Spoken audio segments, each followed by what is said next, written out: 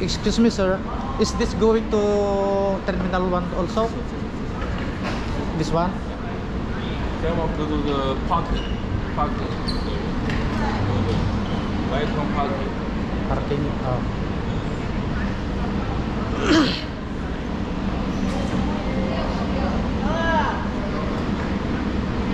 Yan, yung train.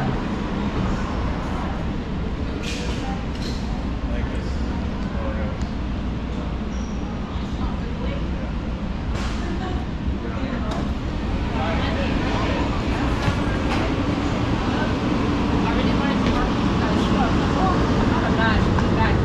yeah. She talks a lot, right?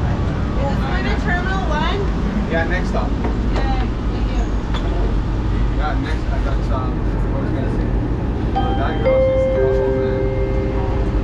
Please hold on to the handrail. The train is departing to Terminal 1 at Up Express Station. Oh, Service to downtown Toronto. Yeah, that. Le train va maintenant vers l'aérogare de la gare UB Express qui dessert le centre-ville de Toronto. 12 to 4. 12 to 4. Le One day. train vers le centre-ville That's the next pour 13. suivre Yes, we need my first break. He's giving me a break. Yeah? Thanks a lot. Yeah. And the day that and then he messaged me today. He schedules in primary. Oh, he's complaining, eh? Yeah. Oh my God. Not one week goes by. Dito na tayo sa Terminal 1. This music is reminding me of like hardcore, like Call of Duty vibes. And then when it comes up,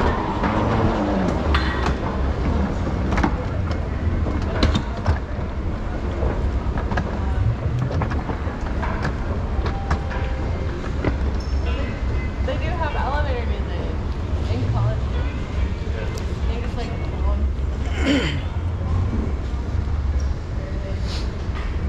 how do we know where we were? Do we know where we were? Pwede naman palang mag ano doon, oh. Ay mga galing Terminal 1 pupunta ng Terminal 2, vice versa.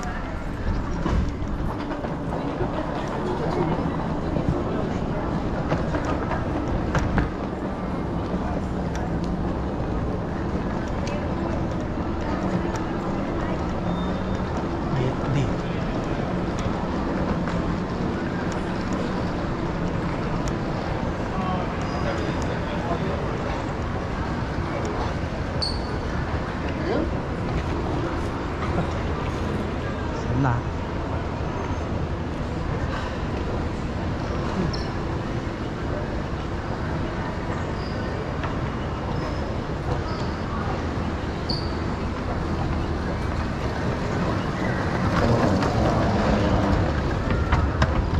Excuse me, ma'am.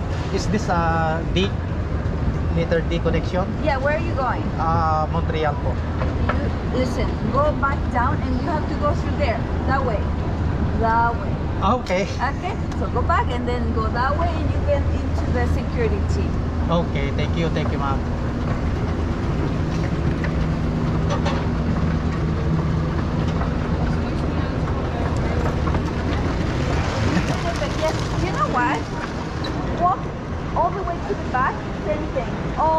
Okay, The back? D&E.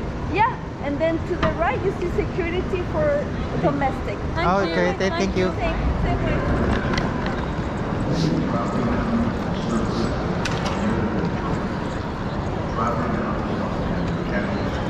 Service animals must be leashed. Votre attention s'il vous plaît. Seuls les animaux de voyage et les animaux people, like the gate agent. autorisés dans les terminaux. Les animaux de voyage doivent être protégés. Les animaux d'assistance doivent être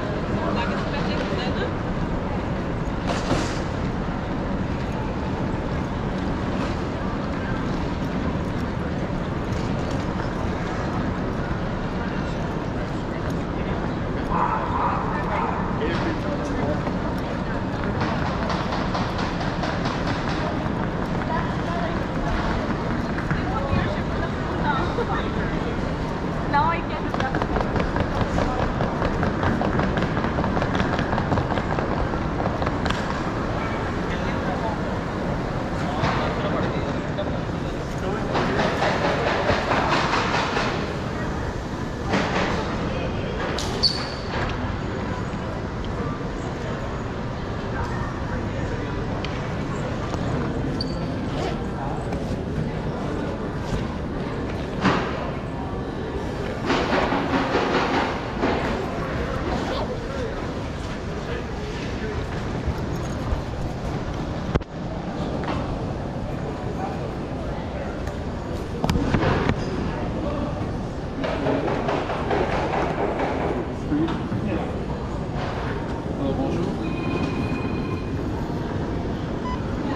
Safe flights. Thank you.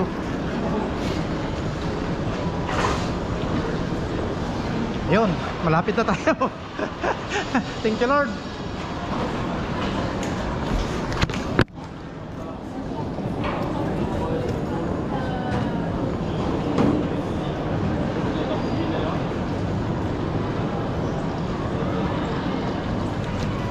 Stop na natin to. Natapos na tayo sa taas yung checking ng mga bagahe. Tapos nandito na tayo sa D. Ewan ko lang kung saan yung direction niya na sinasabi niyan. D. D24. Excuse me, sir. Where's the D24? Huh? Here. Here. Okay, thank you.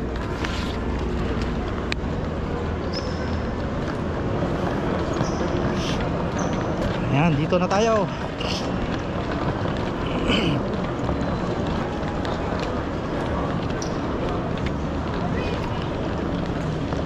D24 D20. Damn. You got yourself a Milwaukee.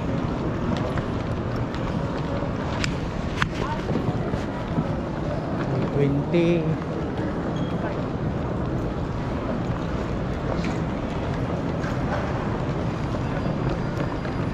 Kalalabas pa lang tong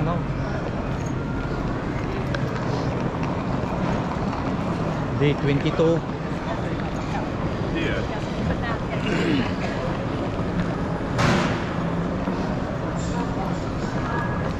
May ka TV habang nag-aantay ko ng ng oras mo, pwede kang manood ng TV.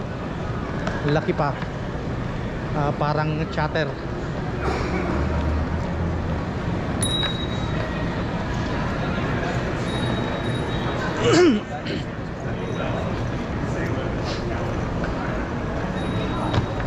Wala, yun next to door.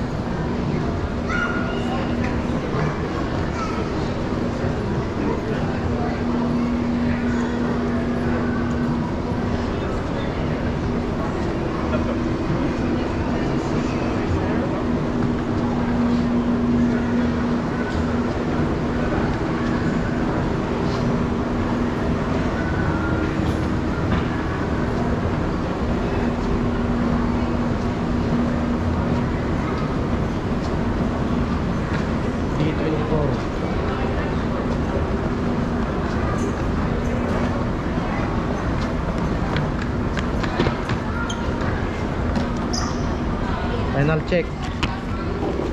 D24. Okay.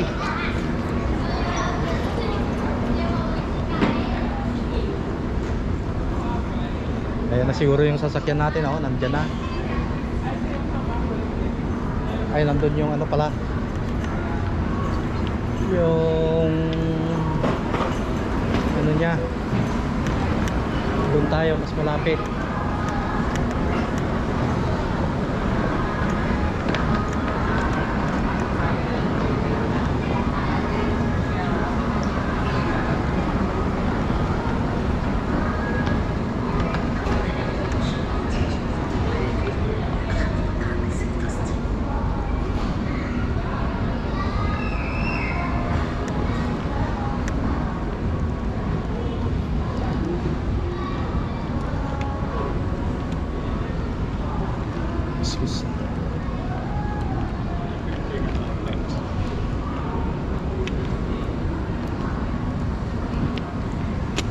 Dito tayo sa harap para sigurado. Yan, yun, nakarating na rin tayo sa wakas.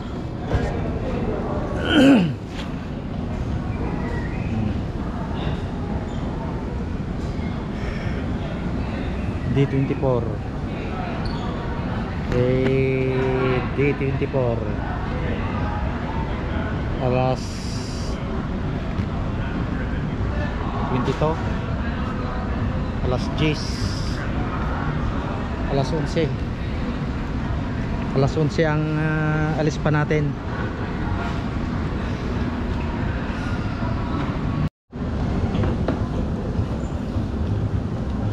Magpalit na tayo ng SIM card para ano, para makatawag na tayo.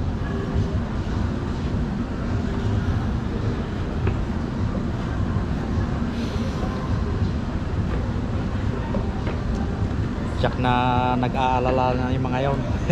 Kasi kaninang lumapak tayo alas 7, 7:15 exact. Ngayon nakapasok na tayo na 8:50. Halos 2 oras na tayong paikot-ikot dyan sa baba.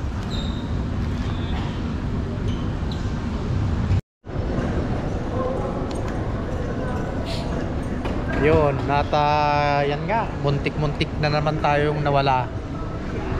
Buti na lang nagtanong ako kanina dun sa desk ng kasi ang nakalagay dito sa may ano ko, sa may ticket boarding pass, ang gate niya nakalagay D24. Pumunta ako sa D24, pero kaya lang nagtataka ako, yung airline na nakalagay doon sa monitor hindi ugma doon sa airline na nakalagay doon sa boarding pass.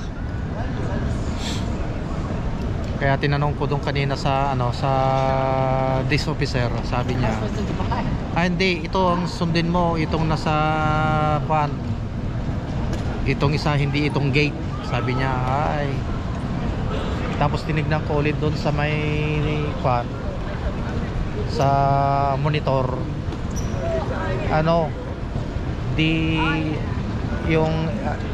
yung flight number ng eroplano, tapos yung niya, yung destination, tapos yung gate, magkalayo, D32. Kaya dali-dali akong pumunta dito sa ang layo doon, papunta doon. Tapos yung D32 dito pala. Kaya lang sarado pa. Pala sila ginamit nila itong facility papuntang Denver, US. Ngayon hindi pa sila ngayon kasi may lumalabas pa. May ginamit na naman nila yung yung tawag yon, yung gate niya na dadaan yung ano dumating. Pagkatapos niyan papapasukin na ito, yun na ang ano papalit pag naubos na lahat yung eroplano doon, ay naubos ng laman yung eroplano. Ganon palang sistema. Kaya ito sarado pa itong fan gate na to, mamaya bubuksan na. Ang hirap pala sundan dito, kaya ang layo-layo na kaya yung ano nilakad namin kanina. Biro mo, pinawisan na ako ng lahat-lahat eh. Galing sa Terminal 3, nag-train papunta rito, tapos nag-check-in, kinuha na naman yung bagahe, tapos naglakad ng kalayo-layo kasi lalakaran mo dyan puro parang mall. Tapos doon tinitingnan ko yung boarding pass ko, ang nakalagay doon day 30 ay day 24. Nung tinanong ko doon sa desk officer, iba pala yung ano niya. Kaya tignan niya na lang yung ano na yung destination, tapos yung flight number, yun. Hindi mo pala susundin yung nandun sa ano sa may boarding pass, yung nandun sa flight information ang sundin. Yun yung gano'n, no? Kaya mahirap mag ano, doon ka didepende, hindi doon sa boarding pass.